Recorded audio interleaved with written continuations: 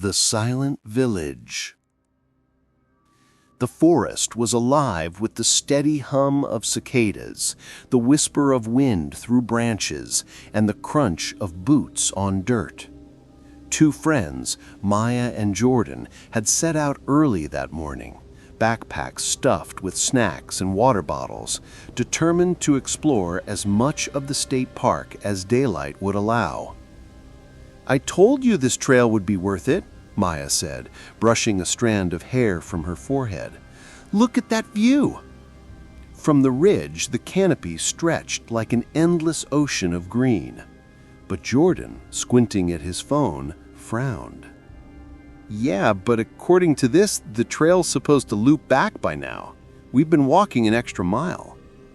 Maya grinned, adventurous as ever.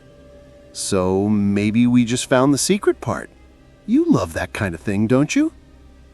It was then that they noticed it, a narrow footpath veering off from the main trail. It wasn't marked with any signage, and the packed dirt was darker, almost damp-looking, as though it had been carved by footsteps long ago. Jordan tilted his head. "That's not on the map." Maya's eyes lit up. "Even better!" They followed the path. At first, it was like any other trail, winding through oaks and pines, sunlight filtering down in patches. But after a few minutes, the woods grew quieter. The cicadas faded. The birdsong ceased. Only the crunch of their own steps remained. Jordan slowed. "Feels different here." Maya rolled her eyes. "Don't go all horror movie on me. It's just a path." Yet even she spoke softer now, as if the air itself demanded silence. The path opened into a clearing. There, half hidden by vines and moss, stood houses. Not cabins like you'd expect near a park. These were old, weathered cottages with warped wood and shutters hanging loose. Their shapes leaned in unnatural ways, like they were sagging under the weight of centuries.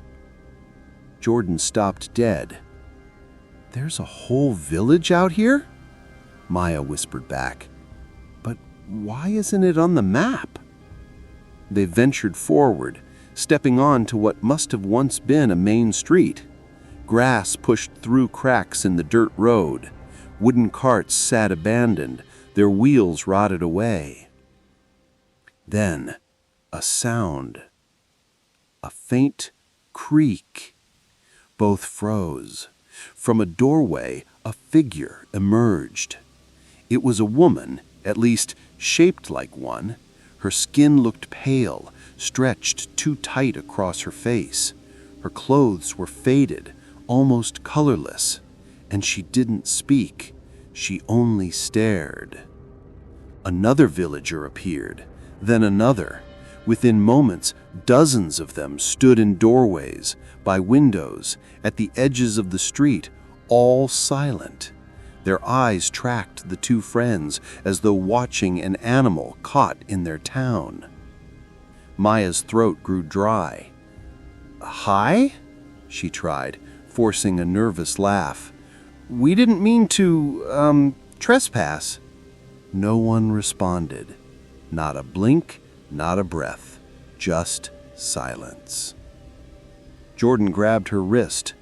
"Maya, we need to leave, now." They turned, walking quickly back toward the forest. The villagers didn't move, but their heads followed in perfect unison, eyes never leaving the strangers. The path, when they found it again, seemed narrower, darker, branches tangled overhead, blocking out the sky. "It wasn't this long before," Jordan muttered, glancing back. Maya looked too. For a split second, she swore the villagers were closer, standing at the very edge of the trees, still watching. Her breath caught. "Run!" They bolted. Footsteps pounded the dirt, hearts hammering. The woods twisted around them, every turn looking the same. The air grew heavy, hard to breathe. Behind them, faintly at first, came the sound they'd been waiting for. Movement. Dozens of soft, synchronized steps matching their pace. Jordan gasped. "They're following!" He tripped, crashing to the ground. Maya spun, helping him up, but froze when she saw them. The villagers stood just a few feet away now, closer than they could have possibly moved in seconds. Faces pale, eyes dark. Their mouths, once shut, began to open.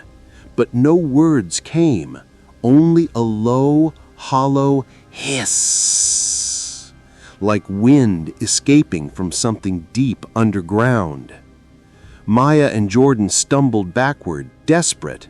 Ahead, the trees finally parted, revealing sunlight, the real trail. They sprinted, bursting through the gap, gasping as the normal sounds of the forest returned. The bird song, the buzzing insects, the rustle of leaves. When they finally dared to look back, the strange path was gone. Only thick undergrowth remained, as though it had never been there. Jordan bent over, hands on his knees, trembling. Did we imagine that?" Maya shook her head. Her face was pale, her hands still shaking. "No, we didn't." Then she noticed something clutched tight in Jordan's fist. A scrap of paper.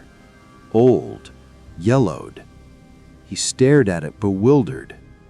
On it, in faded ink, was a drawing of the village, and at the very bottom, beneath the sketch, 5 words scrawled in shaky handwriting. "Don't let them see you." The forest around them suddenly felt much less alive. Every shadow seemed to stretch toward them. Every sound carried a hidden threat. Neither spoke as they hurried down the trail, too afraid of what might happen if they did.